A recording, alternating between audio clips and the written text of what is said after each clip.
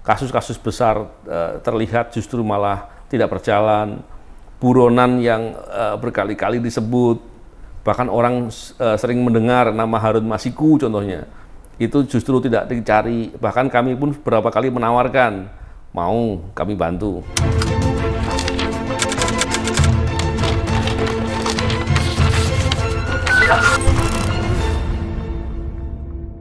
Assalamualaikum warahmatullahi wabarakatuh. Assalamualaikum warahmatullahi wabarakatuh. Selamat siang, salam integritas anti korupsi. Jumpa kembali di channel Novel Baswedan bersama Pak Novel Baswedan. Apa kabarnya Pak? Baik, kabar baik, sehat, alhamdulillah. Alhamdulillah sehat Pak. Ya Pak, ini kita akan membahas peraturan komisi yang terbaru ya Pak ya, yang dikeluarkan oleh Pak Firly pada Januari 2022. Ini mengatur pengadaan pegawai, pengangkatan, promosi hingga mutasi. Nah, salah satu poinnya ini ada yang dikritisi oleh teman-teman, yaitu soal teman-teman Pak Novel dilarang untuk kembali gitu ya. Nah, ini kan mayoritas teman-teman Pak Novel juga udah ASN ya. Iya. Maksudnya ini apa ada ketakutan tersendiri atau apa itu? Tanggapannya Pak Novel gimana? Iya, gini ya. Memang saya diceritain sama teman-teman. Memang saya nggak baca detail ya. Tapi saya kawan-kawan bercerita, baik kawan-kawan yang di KPK maupun kawan-kawan yang dikeluarkan atau disingkirkan oleh Pak Firly dan kawan-kawan ya. Itu mereka bercerita soal Perkom tadi. Agak aneh, kok bisa-bisanya dibuat Perkom seperti itu ya. Artinya disisipkan norma yang itu kemudian dibuat seolah-olah orang-orang yang dikeluarkan dari KPK itu tidak boleh kembali lagi. Ini lucu ya, walaupun dikeluarkan dengan hormat. Artinya ada kepentingan apa? Pertanyaan tadi yang menarik ya. Karena ketika itu dibuat dan diarahkan kepada kami, itu justru malah semakin menunjukkan bahwa proses tahun lalu yang dilakukan untuk menyingkirkan dengan alat TWK itu menjadi semakin terkonfirmasi. Artinya apa? Ada motif tertentu. Kalau boleh bertanya, saya ingin bertanya sama mereka. Emang Anda disuruh siapa sih? Emang ada koruptor yang request apa gitu gimana gitu ya? Jadi nekat gitu ya, ngawurnya itu nekat gitu. Padahal kalau dikatakan oleh pimpinan KPK yang telah kami laporkan ke Dewan Pengawas dan belum diproses ya, yang mereka menghina kami dengan mengatakan kami adalah orang-orang yang berlabel merah dan tidak bisa dibina katanya. Tapi faktanya kami diterima di ASN. Bahkan ada kawan rekan yang lain yang diterima di lembaga lain, ada yang diterima sebagai hakim di Mahkamah Agung tentunya. Jadi saya pikir ini apa gitu, ini dagelan apa, dan sudah caranya nggak benar, nggak terbuka pula, ditanya untuk dijelaskan nggak bisa menjelaskan, dan banyak hal lain lagi. Jadi saya kok melihat justru ini semakin mengkonfirmasi bahwa ada upaya-upaya yang busuk ya. Biasanya kalau busuk itu kan suatu hal yang buruk ya, jelek dan banyak hal lain lagi, dan pasti mengganggu. Oleh karena itu, ketika saya melihat ini Perkom dibuat dan oleh pimpinan KPK yang berlaku melanggar HAM, melanggar hukum dan lain-lain itu, saya kira saya nggak terkejut ya. Tapi justru malah semakin prihatin. Kenapa kok bisa sampai seperti itunya? Apakah ada hal yang membahayakan? Alasan apa yang membuat mereka berlaku begitu? Hal-hal itu yang menjadi pertanyaan. Dan tentunya bukan sekedar itu. Kalau seperti tadi yang saya jelaskan di awal tadi, itu patut membuat saya dan kawan-kawan tentunya banyak orang akan sedih melihatnya. Tapi yang membuat saya dan saya kira kita semua pantas marah adalah orang-orang ini yang mendapatkan mandat untuk memberantas korupsi, kemudian justru berlaku sebaliknya. Tidak terlihat mereka berlaku dengan sungguh-sungguh memberantas korupsi. Ketika mau memberantas korupsi, korupsi itu sebetulnya apa sih? Upaya pejabat atau pihak-pihak tertentu yang jahat, yang nakal, untuk mengambil keuntungan, mengambil sejumlah uang punya negara, dan kemudian digunakan untuk pribadi atau keuntungannya mereka sendiri atau kelompoknya. Sehingga ketika menangani kasus korupsi harusnya adalah kerugian keuangan negaranya tarik kembali semaksimal mungkin kepada negara. Ketika itu tidak terjadi, kasus-kasus besar terlihat justru malah tidak berjalan, buronan yang berkali-kali disebut, bahkan orang sering mendengar nama Harun Masiku contohnya, itu justru tidak dicari. Bahkan kami pun beberapa kali menawarkan, mau kami bantu. Semoga nggak lama kita dapat lah insya Allah. Tapi nggak ada juga respon gitu. Artinya kita harus marah ketika upaya memberantas korupsi justru malah dipermainkan, justru malah tidak dilakukan dengan semestinya. Dan saya kira itu tentunya masalah yang sangat buruk sekali. Dan tidak boleh terus kemudian justru malah kita biarkan atau kita malumi. Termasuk dengan Perkom tadi. Ini kan Perkom akrobat nih, sampai ada seperti itunya. Tapi ya tentunya kita lihatlah nanti seperti apa. Karena begini juga ya, tentunya kita yakin bahwa pimpinan KPK ini nggak selamanya. Dia punya waktu yang berbatas waktu. 2023 mereka habis ya periodenya. Pertanyaannya adalah pimpinan KPK saatnya nanti adalah orang-orang yang mau sungguh-sungguh memberantas korupsi. Masa iya nggak bisa mengganti Perkom itu, kan gitu.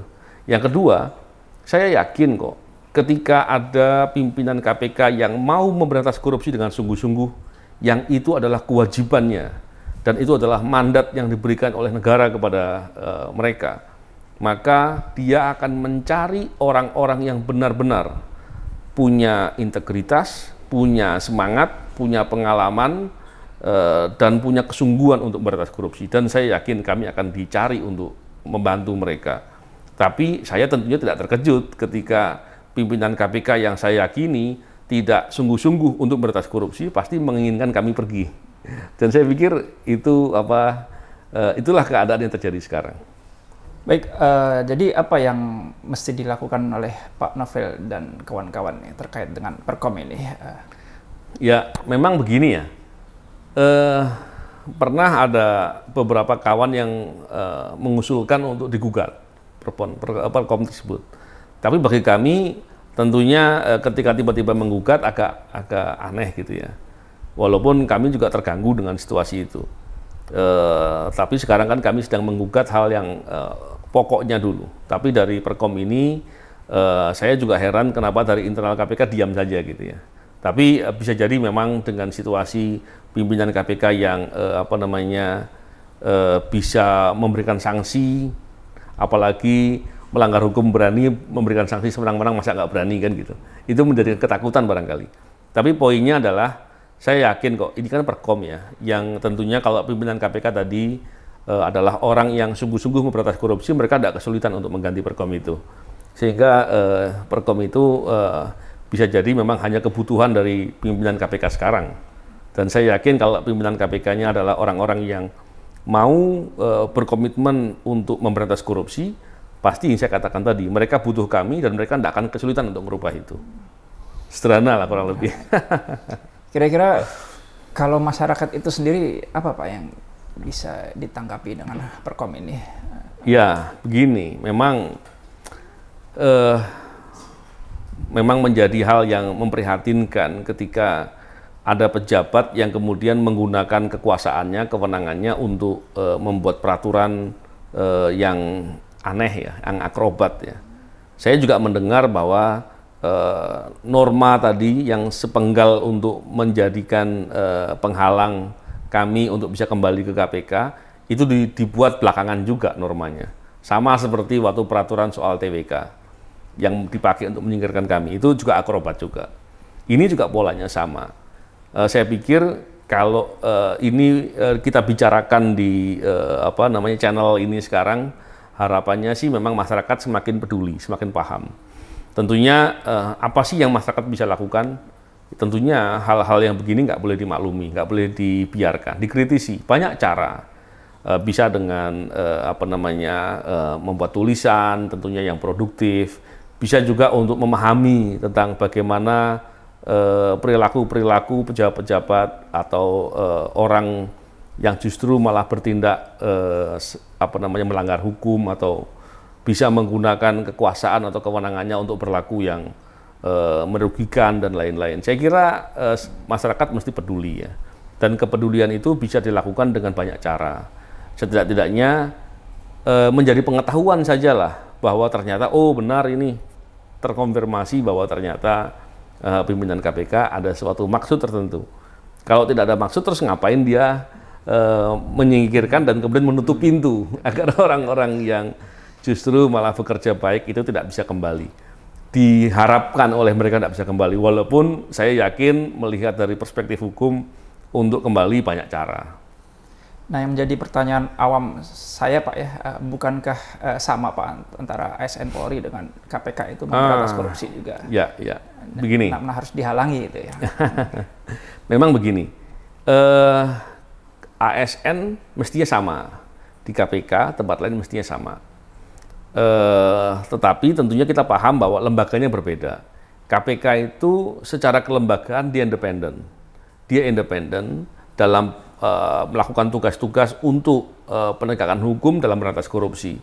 Tapi secara kelembagaan memang dia masuk dalam rumpun eksekutif. Tapi itulah yang menjadi pembeda. Dan KPK dibentuk untuk suatu maksud bisa melakukan tugas memberantas korupsi yang optimal. Apa itu? Menindak, mencegah, dan mendidik. Itu dilakukan dengan bersama-sama. Satu-satunya lembaga yang punya concern hanya masalah korupsi ya KPK.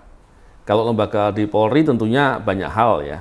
Tidak hanya korupsi, tapi salah satu bagian kecil dalam pelaksanaan tugasnya adalah bertugas untuk memberantas korupsi. Tapi tentu kewenangannya berbeda dengan KPK. Ketika kita melihat permasalahan korupsi yang sangat besar, tentunya melakukan tugas di KPK itu sedikit banyak pengaruhnya lebih besar untuk bisa melakukan upaya memberantas korupsi yang lebih efektif, lebih besar. Kenapa lebih besar? Ya tadi saya katakan, karena kita duduk di di lingkungan orang-orang yang memikirkan dengan cara-cara yang sama untuk bisa memberantas korupsi yang efektif. Tapi itu pun haruslah dipayungi dengan budaya organisasi yang baik, betul-betul nilai-nilai integritas, kejujuran yang dijunjung tinggi dan lain-lain. Oleh karena itu tidak cukup hanya dengan di KPK saja, tapi harus bisa memastikan bahwa KPK yang menjunjung tinggi nilai-nilai kejujuran, integritas, keberanian, tanggung jawab dan lain-lain. Dan itu semua ada dalam nilai-nilai yang menjadi nilai-nilai unggulan atau nilai-nilai utama organisasi di KPK. Jadi saya pikir itu yang menjadi pembeda di KPK dan di tempat lain. Walaupun untuk sementara waktu dan sekaligus menunjukkan bahwa upaya penyingkiran itu jelas adalah ketika saya dan kawan-kawan ada di ASN, kebetulan di Kepolisian Republik Indonesia, dan di sana ternyata kami bisa gitu. Artinya menunjukkan ASN ini tidak ada masalah gitu dengan adanya, tidak seperti yang dikatakan oleh pimpinan KPK. Dan itu tentunya semakin menggambarkan bahwa manipulasi, tindakan sewenang-wenang, tindakan bohong dan lain-lain itu pasti akan terlihat dan mudah untuk dideteksi. Kurang lebih seperti itu. Baik, terima kasih waktunya untuk diskusi dan sharingnya Pak Novel Baswedan. Ya, sama-sama. Terima kasih pula pada para penonton channel YouTube Novel Baswedan. Sampai jumpa pada konten berikutnya. Wassalamualaikum warahmatullahi wabarakatuh. Salam integritas anti korupsi.